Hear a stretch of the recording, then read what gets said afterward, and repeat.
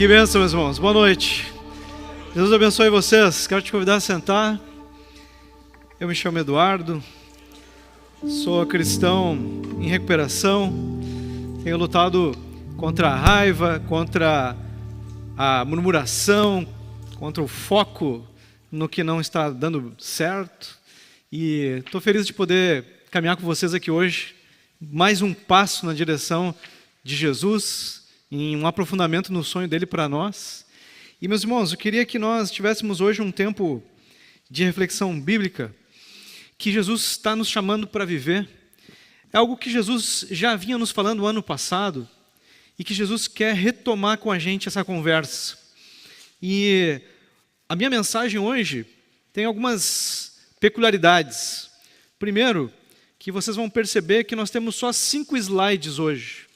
E o propósito disso é que a gente receba um encorajamento de Jesus hoje, para que a gente sempre tenha condições de acessar nossas Bíblias ou abri-las durante o culto. Então hoje a gente vai fazer um exercício de estar abrindo nossas Bíblias para lermos os textos e também estarmos fazendo anotações, né? Quero te encorajar a você sempre ter condições de fazer anotações durante a pregação.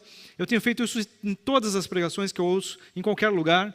Eu quero te encorajar a viver isso. Então hoje é um encorajamento. Nós vamos ter só os pontos principais da pregação ali nos slides, para que a gente possa estar andando pela palavra de Deus, tu possa estar te identificando com esses textos, revisitando eles, porque Jesus tem algo importante para falar com a gente hoje. O tema da minha pregação é posicione-se e espere pela chuva. Jesus vinha nos falando já o ano passado sobre um mover que Ele vai fazer, que Ele quer fazer entre nós. E hoje Ele quer que a gente retome essa conversa, que a gente se prepare. A semana passada já foi uma direção de preparação para nós, porque o ano passado Jesus já tinha dito que esse mover vai estar muito conectado com o nosso coração preparado para viver isso. E Jesus quer de novo nos convidar hoje para nós estarmos vivendo a preparação de maior profundidade para esse tempo novo que Jesus tem para nós. E eu queria te convidar a nós estarmos lendo alguns textos em Deuteronômio. E nós vamos começar pelo capítulo 4. Então, quero te convidar a abrir ou acessar a tua Bíblia em Deuteronômio capítulo 4, para que nós leiamos uma primeira verdade. Nesse versículo, nesse texto, nesses versículos, nós vamos ler que Jesus nos orienta, que Deus nos orienta a guardarmos os mandamentos e que dessa forma esse é o segredo para nós vivermos bem. E inclusive o texto vai dizer que nós vamos viver dessa forma mais longo tempo na terra, vamos prolongar os nossos dias na terra, e inclusive os nossos filhos vão ir bem, se nós estivermos guardando os mandamentos. Então eu queria ler contigo Deuteronômio 4, versículo 33 em diante, que diz assim: perguntem se algum povo ouviu... deixa eu colocar vocês no contexto aqui. Aqui está acontecendo que Deus está falando através de Moisés, para um povo que tinha vivido muitos milagres, diversos milagres, sido liberto da escravidão no Egito, e agora estava recebendo instruções de Deus, a lei que Deus estava entregando para Moisés, com centenas de mandamentos. E então, nesse contexto de terem recebido esses mandamentos, é que nós vamos ler esse texto aqui. Ele diz assim: perguntem se algum povo ouviu a voz de algum Deus falando do meio do fogo, como vocês ouviram, e ficaram vivos. Ou se já houve um Deus que tentou ir tomar para si um povo do meio de outro povo, com provas, com sinais, com milagres, com lutas, com mão poderosa, com braço estendido e com feitos espantosos, segundo tudo que o Senhor seu Deus fez por vocês no Egito, como vocês viram com os seus próprios olhos. Isso foi mostrado a vocês, para que soubessem que o Senhor é Deus, nenhum outro há além dele. Então, irmãos, nós precisamos muito nesse tempo nos lembrar dos milagres que Jesus já fez. Os milagres que Jesus já fez, que a Bíblia relata, mas também os milagres que Jesus já fez entre nós, que já fez em nossas vidas particulares. Nós precisamos muito lembrar dos milagres, do sobrenatural que Jesus já agiu entre nós. E lembrando disso, ele diz, vocês lembram desses milagres, para vocês guardarem uma coisa no coração: só Jesus é Deus, E isso, irmãos, nós vamos ver hoje, não é uma coisa trivial, não é uma coisa simples, óbvia e que pode ser desprezada, porque nós temos uma tendência a esquecer, inclusive, disso, que é a coisa mais importante. Nós podemos ler na sequência do texto, no versículo 39, que diz assim: por isso, hoje vocês saberão e refletirão em seu coração que só o Senhor é Deus, em cima no céu e embaixo na terra, não há nenhum outro Deus. Portanto, guardem os seus estatutos e os seus mandamentos, que hoje lhes ordeno, para que tudo vá bem com vocês e com os seus filhos depois de vocês, e para que vocês prolonguem os seus dias na terra, que o Senhor, seu Deus, lhes está dando para todo o sempre. E aqui, irmãos, tem uma promessa que se eles guardassem os mandamentos, tudo ia dar bem, as coisas iam bem com os filhos também, e eles estariam indo e chegando na terra prometida. Deus tinha um sonho para eles. Deus tinha um plano para eles aqui já, não só na vida eterna, no céu, mas aqui já Deus tinha um plano, e Ele estava dizendo: vocês precisam guardar os meus mandamentos, para que as coisas vão bem com vocês, com os filhos, com as próximas gerações, então guardem os meus mandamentos. Agora, sobre isso, irmãos, a conversa continuou um pouco mais para frente, e então, se a primeira verdade é que guardando os mandamentos, tudo vai bem com a gente, inclusive nossos filhos vão viver consequências disso, Deus está nos chamando para entender então os mandamentos de uma forma interessante. Ame Jesus de todo o coração, de toda a alma, de toda a força e de todo entendimento. E isso está no centro dos mandamentos que Deus quer que a gente guarde. O mandamento de amar a Deus. Se a gente ler aqui no capítulo 6, eu quero lembrar vocês que eles receberam centenas de mandamentos. A lei de Moisés são os 5 primeiros livros da Bíblia, não são só 10 mandamentos, são centenas de mandamentos. E eles tinham recebido essas centenas de mandamentos, e agora Deus está simplificando a coisa, dizendo: o principal é que vocês amem a Deus. E ali no Deuteronômio 6, então, a partir do versículo 3, o texto vai dizer assim: portanto, escute, Israel, e tenha o cuidado de cumprir esses mandamentos, para que tudo lhes corra bem, e vocês muito se multipliquem na terra, que mana leite e mel, como o Senhor, o Deus dos seus pais, lhes prometeu. Escute, Israel, o Senhor, nosso Deus, é o único Senhor. Portanto, ame o Senhor, seu Deus, de todo o seu coração, de toda a sua alma e com toda a sua força. Essas palavras que hoje lhe ordeno estarão no seu coração. Então ele está resumindo, dizendo: amem a Deus com tudo que vocês têm, com o coração, com a alma, com as forças. Lá em Mateus, Jesus foi perguntado por um estudioso da lei qual era o mandamento mais importante. Eu quero ler contigo Mateus 22, 35, que diz assim, ó: e um deles, intérprete da lei, querendo pôr Jesus à prova, perguntou-lhe: mestre, qual é o grande mandamento da lei? Jesus respondeu: ame o Senhor, o seu Deus, de todo o seu coração, de toda a sua alma e de todo o seu entendimento. Esse é o grande e primeiro mandamento. E o segundo, semelhante a este, e prestem atenção, não é o mesmo, é um segundo que é semelhante. Ame o seu próximo como você ama a si mesmo. Desses 2 mandamentos dependem toda a lei e os profetas. Coração, alma, força, e lá em Marcos e Lucas diz entendimento também. E essas 4 coisas, é interessante que lá em Lucas, as palavras formam o acróstico café, né? Então é fácil de memorizar. Em Marcos está invertida a ordem ali final, mas em Lucas forma café, né? Coração, alma, força e entendimento. O que ele quer dizer com amar dessa forma? Ele quer dizer que você tem que usar a tua inteligência, as tuas emoções, as tuas forças para amar a Jesus. Tudo que você tem, use para amar a Deus. E aí, meus irmãos, entra a questão de nós estarmos amando a Jesus como a gente amaria uma pessoa. Porque o cristianismo, irmãos, é um relacionamento com uma pessoa, que é Jesus.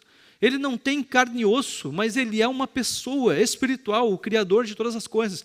E o mandamento, o que vai fazer a diferença, o que vai mudar a nossa vida, o que vai abençoar, vai impactar nossos filhos, vai nos levar para o sonho que Deus tem para nós, é amar, é ter um relacionamento com Jesus, e aprofundar esse relacionamento. Usar o que eu tenho, focar tudo que eu tenho nisso, nesse relacionamento com o Senhor. E aí entra, irmãos, as conversas. Nós precisamos ter vida de oração para que isso possa acontecer e as coisas possam ir bem na minha vida. Vida de oração.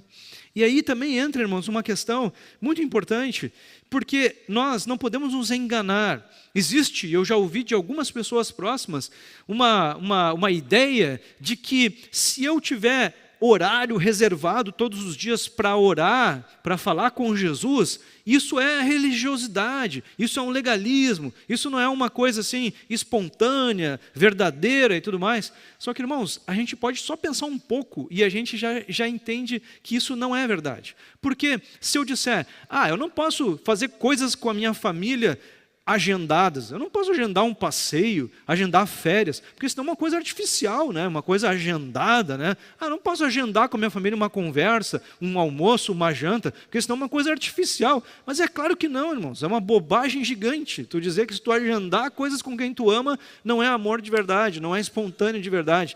Inclusive, é a melhor forma de se fazer. Você reservar tempo exclusivo para estar com as pessoas que você ama, mas principalmente você reservar tempo e local exclusivo para ter tempo com Jesus, para ter conversa de qualidade com Jesus. E crescer na quantidade de tempo e na qualidade que nós fazemos isso. Então, irmãos, nós precisamos entender que no centro do cristianismo está o amar a Jesus. Irmãos, o cristianismo não é você seguir fazendo as coisas como você fazia antes, desde que você não adultere, não mate, não minta, não faça as coisas moralmente erradas, que a Bíblia diz que são pecaminosas. Porque se você disser, eu estou fazendo as minhas decisões, eu estou fazendo a minha faculdade, estou fazendo o meu trabalho e etc., eu só não estou cometendo adultério, pecados aí, né? Então estou dentro, né? Então estou dentro. Irmãos, se a gente não tem tempo para falar com Jesus, se a gente não está amando a Jesus, significa que a gente está pecando contra o maior e mais importante mandamento. A gente está falhando na parte mais importante do cristianismo. Então, se as coisas tomam conta do meu relacionamento com Jesus, eu estou em pecado. Eu estou falhando com a coisa principal do cristianismo. Então, a gente precisa cuidar, irmãos, para não sermos enganados, engolidos por uma questão, de fato, que é uma religião falsa. Sabe que essa coisa era tão séria, irmãos, que vocês vão ver, se vocês lerem aqui o Antigo Testamento, vocês vão ver, nós lemos 2 capítulos, 4 e 6 de Deuteronômio, vocês já viram que ele repetiu de novo, vocês lembrem que ele é o único Deus. Parece uma coisa, mas está repetindo de novo isso aqui.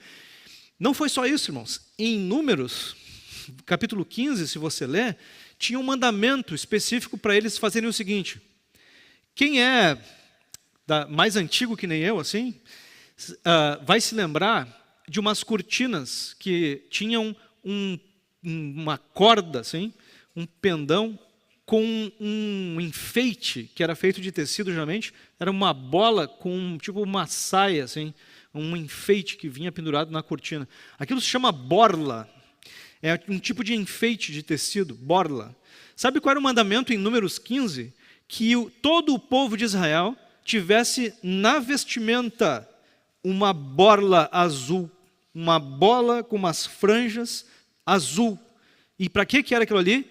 Para se lembrarem que só Yahvé é Deus e que eles deveriam se lembrar de se conectar com Deus, de amar a Deus, se conectar com os mandamentos de Deus. Um lembrete na roupa, irmãos. Mas esse povo era muito maluco, né? Os caras esquecer que Jesus é Deus, esquecer de amar a Deus, esses caras não, está de brincadeira, né? Irmãos, nós corremos muito esse risco. Nós temos dias que a gente esquece que Jesus é Deus. E a gente acha que nós somos Deus. Ou que nossos parentes são Deus. Ou que o dinheiro é Deus. Que todas as coisas podem estar em primeiro lugar. Então, irmãos, nós precisamos lembrar que Jesus é Deus. E agora, como que a gente vai fazer isso? Está livre. Jesus disse, você faz do jeito que você achar. Se você quiser anotar isso em cadernos, se você quiser anotar nas paredes, se você quiser fazer, faça o que for preciso, para que você se lembre todos os dias que a coisa mais importante que você precisa fazer é guardar os mandamentos de Deus. E qual é o primeiro? Amar a Deus. Ter tempo de oração com Jesus. Ter dedicação de conversa com Jesus, se conectar com o Senhor dos Senhores, se conectar com o Jesus. Eu falei uma vez para a Tati que eu tinha vontade de botar esse versículo aqui, de Deuteronômio 6, num quadro. E aí ela me fez uma surpresa de aniversário. Ela, junto com alguns irmãos aqui da igreja, pintaram a parede da minha sala com esse versículo. E está lá até hoje. E é bom, irmãos, para ter aquilo lá, porque eu olho e lá diz, uma outra parte que nós vamos ler aqui agora, que vem a seguir, que a gente precisa falar disso também.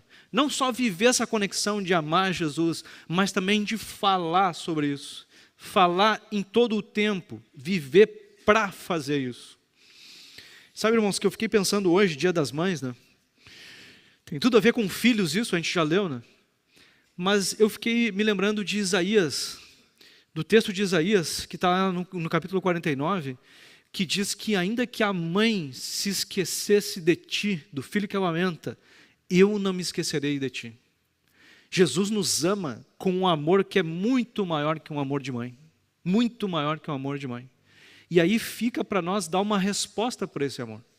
Que resposta que eu vou dar para Jesus com relação a esse amor que Ele tem por mim? Em Apocalipse 3:20 está escrito lá, Jesus disse, eu estou à porta e bato. Aquele que abrir a porta, eu entrarei e cearei com ele e ele comigo. E aí fica uma pergunta, Jesus está batendo na nossa porta todos os dias. Que resposta eu tenho dado para isso? Para esse amor que é maior de mãe do que de mãe. O que eu tenho feito com esse amor que Jesus tem por mim? Que resposta de amor eu tenho dado ou não tenho dado nenhuma? Só Jesus é Deus. E amar a Deus é a principal coisa que nós precisamos viver, principal mandamento.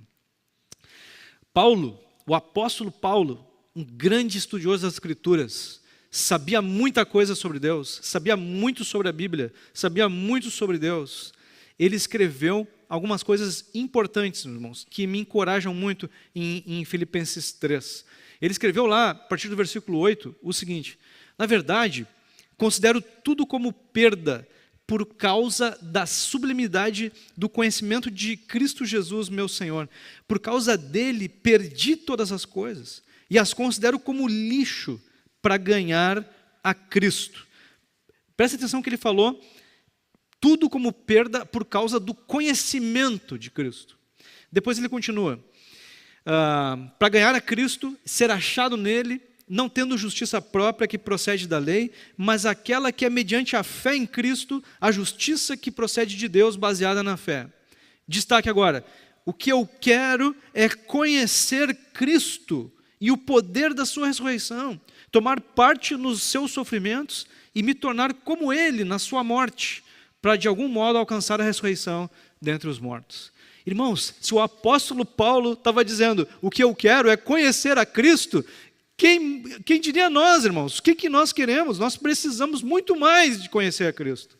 Só que às vezes a gente acha que a gente já conhece o suficiente. Eu já tive experiências com Deus. Eu já tenho conhecimento bíblico.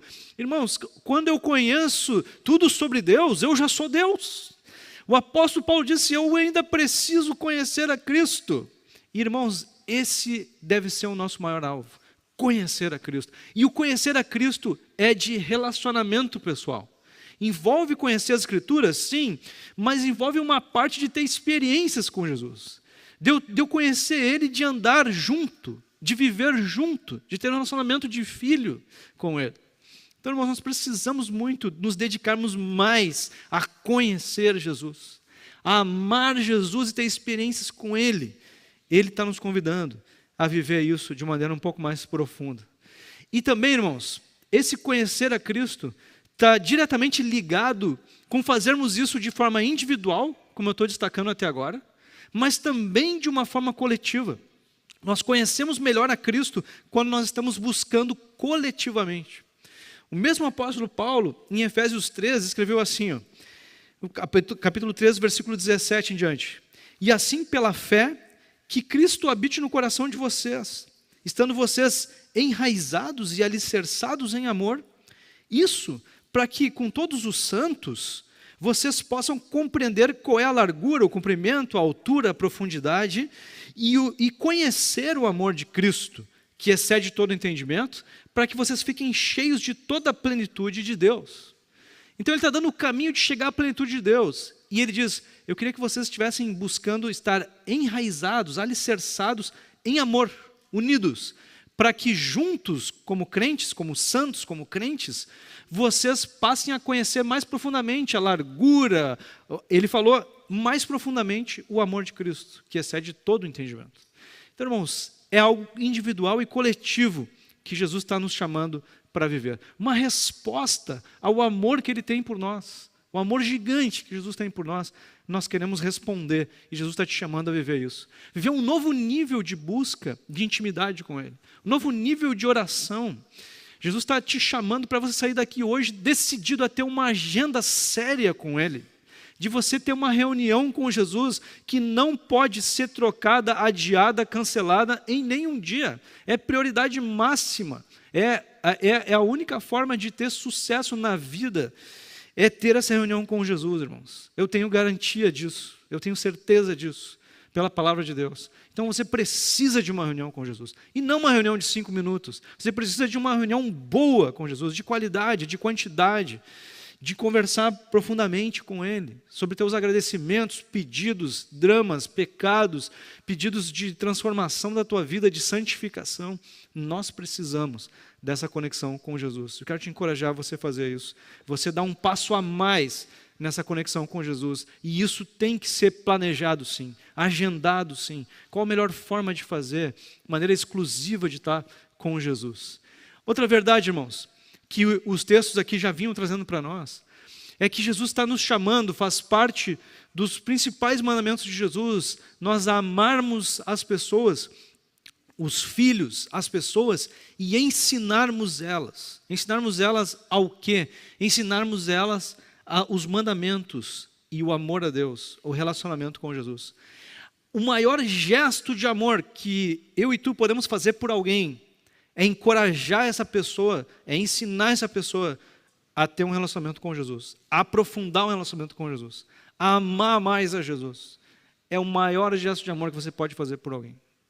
Você levar essa pessoa para mais perto dele. Porque tudo prospera, irmãos. Nós acabamos de ler, tudo prospera. Inclusive as próximas gerações são abençoadas quando alguém anda amando a Deus. Quero continuar lendo contigo ali, Deuteronômio 6, a partir do verso 3, que diz assim: você as inculcará a seus filhos, inculcará as palavras de Deus, né, aos seus filhos, e delas falará quando estiver sentado em sua casa, andando pelo caminho, ao deitar-se, ao levantar-se. Também deve amarrá-las como sinal na sua mão, e elas lhe serão por frontal entre os olhos, e você as escreverá nos umbrais da sua casa e nas portas. Irmãos, ele faz um destaque aqui que é para a gente ficar mesmo pensando assim, mas então é todo o tempo. Ele está dizendo, vocês vão falar para os filhos de vocês, sabe quando?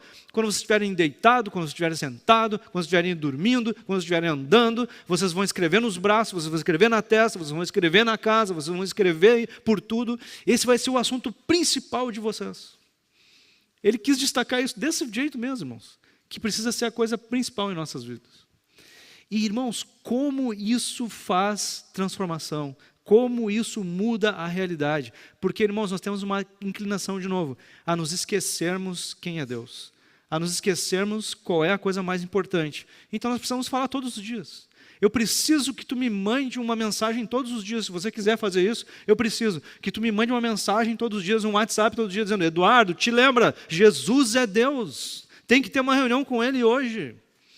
Nós precisamos disso, irmãos. Precisamos disso. Precisamos falar em todo o tempo, toda hora. E por isso que é tão importante, irmãos, nós vivemos o discipulado bíblico. Essa reunião aqui é uma reunião de discipulado.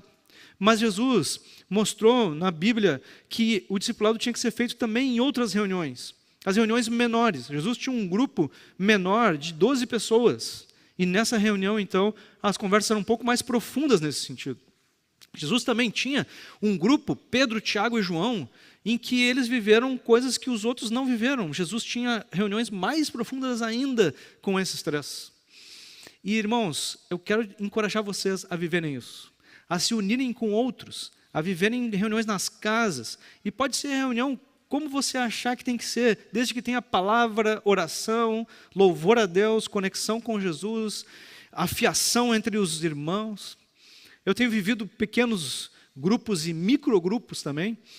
Por exemplo, hoje pela manhã, de manhã cedo, nós nos reunimos em microgrupo para nos darmos retornos, para nós falarmos o que cada um estava vendo de bom no outro, mas também para que todos falassem sobre todos, o que o outro precisa melhorar. E como é importante receber isso, meus irmãos, receber o retorno, receber a afiação. Numa reunião como essa não é possível fazer isso. Mas numa reunião menor a gente pode ouvir o outro, orar pelo outro, confessar os pecados, saber o que o outro está vivendo, o que está passando, se está bem, se está mal. Vamos ajudar, vamos orar, vamos se afiar. Ontem de noite tivemos uma outra reunião de microgrupo. E esses irmãos queriam fazer uma reunião presencial. A gente vinha se reunindo por videoconferência. Vamos fazer uma reunião presencial, vamos fazer uma janta, vamos fazer um churrasco, vamos fazer churrasco. E aí nós fomos lá para o churrasco. Adivinha? Não precisei, irmãos, eu puxar o assunto, mas logo em seguida o assunto veio. Olha só, que legal que a gente está vivendo. Como é que a gente pode buscar mais Jesus? A gente precisa ajudar outras pessoas a se conectarem com Jesus também. Olha só, testemunho e conversa sobre Jesus, irmãos. O assunto Jesus precisa vir, meus irmãos, durante todos os momentos da nossa vida. O assunto Jesus precisa ser o principal, porque amar a Deus de coração, de alma, de entendimento, de força, significa que o que mais me emociona é falar sobre Jesus. O que mais me alegra é falar sobre Jesus. Meu maior projeto é ouvir, andar com Jesus e falar sobre Jesus. Porque é a coisa que mais me alegra, que mais me motiva, é para isso que eu vivo. E esse é o estilo de vida, irmãos, que vai fazer nossos filhos, que vai fazer as pessoas perto de nós viverem a cultura do reino. Deixarem uma cultura corrompida de sofrimento para viverem a cultura do reino. Então nós precisamos ser aqueles que vivem um padrão diferente. Ensinam principalmente pelo estilo de vida, mas também ensinam falando, porque o texto diz, fala, escreve, fala sobre a importância de andar com Jesus. Eu ouvi um pregador esses dias falando que o irmão dele, quando era criança, ele e o irmão dele eram crianças, e o irmão dele se acordou um dia e ele foi para a sala e viu uma cena que assustou ele muito. O pai dele estava orando de joelhos na sala. E atrás do pai dele tinha um anjo. Tinha um homem flutuando, com vestes de luz, impondo as mãos sobre a vida do pai dele. E aí quando ele viu, deu um grito lá, e aí foi correndo, pedir ajuda para a mãe e tudo mais, né? E aí ele até brincou, né, que depois eles ficaram um mês sem brigar, ele e o irmão dele, né? Porque eles diziam, olha o anjo, o anjo está por aí, né? Mas, irmãos, o que eu quero dizer com isso? Eu quero dizer que eles não foram impactados só pelo anjo. Tinha um impacto muito mais importante que ver um anjo. O impacto de ver o pai orando. E, irmãos, se os nossos filhos souberem que nós oramos e que nós valorizamos a oração, eles vão achar que é algo importante também. Agora, se eles nunca veem a gente orar, eles não sabem de um relacionamento que nós temos com Jesus, se eles não nos ouvem falar sobre isso, sobre a importância do relacionamento que temos e que encorajamos eles a terem, eles não vão ter a vontade, não vão ter motivo para viver isso. Então nós precisamos muito encorajar com o nosso estilo de vida e também encorajando por palavras, né? Falando e ensinando como deve ser feito. Irmãos, uma coisa importante sobre o cristianismo verdadeiro, que a gente precisa aprender, que a gente precisa guardar com a gente, é que Deus é amor. Essa é a frase certa. Deus é amor. Se você disser Deus é o amor, está errado. Não é o que a Bíblia diz. Deus é amor. O que significa? Que amor é um atributo de Deus. É uma característica de Deus. É algo que Ele pratica. É algo que Ele faz. Ele ama. É uma característica de Deus. E Ele faz de uma forma que ninguém mais faz. Ele é, vamos dizer assim, o que mais ama. O que mais ama. Deus tem uma característica de amor. Agora, irmãos, é completamente errado a gente confundir isso com o amor é Deus. O amor não é Deus. Então, O que a gente conclui com isso? Que você ter amor a pessoas não significa que você ama a Deus. Você pode amar pessoas e não amar a Deus. Você pode fazer coisas para pessoas, você pode fazer N coisas dentro da igreja e não amar a Deus. É por isso que Jesus disse que são 2 mandamentos principais. O primeiro é amar a Deus. O outro, é amar as pessoas, é amar o próximo. Então não basta amar o próximo, você precisa amar a Deus, isso primeiro. Isso antes de amar as pessoas, antes de amar a quem está perto de nós. Então, irmãos, nós precisamos ter isso com clareza. Outra coisa, você está vinculado com uma igreja, não significa que você está vinculado com Jesus. Se você ama uma igreja, não significa que você ama Jesus. Se você ama o serviço que você faz na igreja, não significa que você ama Jesus. E algumas vezes a gente cai no engano de querer viver o reino de Deus, sem ter um relacionamento com Deus. Porque eu não quero me deter aqui, mas a gente tem também uma cultura que diz isso. Uma cultura de muitos anos na nossa sociedade que diz que se você tiver vínculo com uma igreja e trabalha nessa igreja de alguma forma, ou coopera, ou dá dinheiro, você está no reino de Deus. E não é verdade. Você precisa de um relacionamento com Jesus. Um relacionamento com Ele. Esse é o centro. É aí que começa tudo. Você amando a Jesus. E amando com tudo que você tem. Como coisa principal. O Salmo 51 diz assim: abre, Senhor, meus lábios, e a minha boca manifestará o teu louvor, pois não te agradas de sacrifícios, do contrário, eu os ofereceria, e não tens prazer em holocaustos. Sacrifício agradável a Deus é o espírito quebrantado, coração quebrantado e contrito, não o desprezarás, ó Deus. Ele está falando, ele sabia que era mandamento fazer sacrifícios na época, mas ele está dizendo, não é do sacrifício que tu gosta, Senhor. Isso não te agrada. Eu sei o que tu te agrada é do coração contrito, que faz o sacrifício. Mas sem o coração contrito não adianta eu ir lá fazer. Não adianta eu ir lá fazer as coisas da religião, da igreja, da obra. Se o coração não estiver vinculado contigo, tu não te agrada dessas coisas. Tu te agrada mesmo é do coração entregue. A vida com Jesus, irmãos, é que vai gerar os frutos que nós precisamos, os frutos no reino. É a conexão com Ele todos os dias, que vai me fazer ser uma pessoa honesta, fiel, uma pessoa que não trai, que não adultera, que não mata, que não mente. É o contato com Jesus que traz os frutos. É isso que a gente precisa, contato mais profundo com Jesus. E a gente precisa cuidar com as atividades que a gente fica fazendo para agradar pessoas, para agradar nós mesmos. Precisamos agradar a Jesus. E, por fim, irmãos, a última verdade é que Jesus está nos chamando para nos posicionarmos, desse jeito, nos posicionarmos, porque Ele está enviando sobre nós uma chuva. Nós não sabemos quando vem. É uma coisa que só Ele pode fazer. É um mover espiritual que Ele tem prometido para nós. Só Ele pode fazer. Não sabemos quando vem, mas nós precisamos então nos preparar as coisas para essa chuva. Em Deuteronômio 8, um pouco mais adiante então, nós lemos o 4, o 6, agora estamos no 8, o verso 11 vai dizer assim: tenham cuidado de não se esquecer do Senhor, de novo, seu Deus, deixando de cumprir os seus mandamentos, os seus juízos, os seus estatutos, que hoje lhes ordeno. Não aconteça que depois de terem comido e estarem fartos, depois de haverem edificado boas casas, morado nelas, depois de se multiplicarem o seu gado e os seus rebanhos, e aumentar a sua prata, o seu ouro, e ser abundante tudo que vocês têm, se eleve o seu coração, e vocês se esqueçam do Senhor seu Deus, que os tirou da terra do Egito, da casa da servidão. Ele disse, que não aconteça com vocês. Depois que vocês tiverem uma boa casa, tiverem prata, ouro, dinheiro, tiverem boas condições, de vocês se esquecerem que Jesus é Deus. Que vocês precisam amar a Deus. Que não aconteça com vocês. Irmãos, é muito importante que isso esteja todos os dias sendo repetido para nós. Portanto, o texto continua, versículo 17. Portanto, não pensem, a minha força e o poder do meu braço me conseguiram riquezas.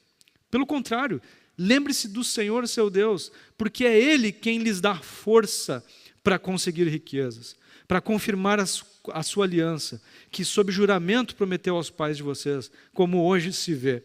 Se vocês se esquecerem do Senhor, seu Deus, e seguirem outros deuses, os servirem e os adorarem, eu lhes asseguro, hoje, que vocês certamente serão destruídos. Se nós esquecermos de Deus, seremos destruídos. As coisas não vão continuar acontecendo. Então, irmãos, é preciso que a gente se mantenha nessa posição de busca por Jesus que cresce, de busca que crescente, pela conexão com Jesus. Em 11, Deuteronômio 11, o texto vai dizer assim, versículo 13, se vocês de fato obedecerem os meus mandamentos, que hoje lhes ordeno, de novo, de amar o Senhor seu Deus e de o servir de todo o coração e de toda a alma, então no devido tempo darei as chuvas que a terra de vocês precisa, tanto as primeiras como as últimas, para que vocês recolham o seu cereal, o vinho e o azeite. E o texto continua, versículo 18. Ponham essas minhas palavras no seu coração e na sua alma, amarrem-nas como sinal na mão, para que sejam por frontal entre os olhos.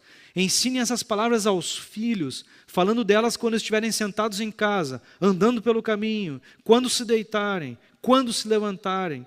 Devem escrevê-las nos umbrais das suas casas, nas suas portas, para que se multipliquem os seus dias e os dias de seus filhos na terra que o Senhor, sob juramento, prometeu dar aos pais de vocês, para que esses dias sejam tão numerosos como os dias do céu acima da terra. De novo, irmãos, ele veio com tudo de novo, dizendo, vocês precisam se lembrar de amar Jesus. Escrevam isso por aí, escrevam na testa, escrevam na mão, falem com os filhos, andando, dormindo, porque vocês precisam lembrar disso, de manterem a posição espiritual de conexão com Jesus, a posição ao lado de Jesus. E aí ele diz, se vocês mantiverem isso, vai vir a chuva que vocês precisam. Agora, irmãos, nós precisamos esperar a chuva como?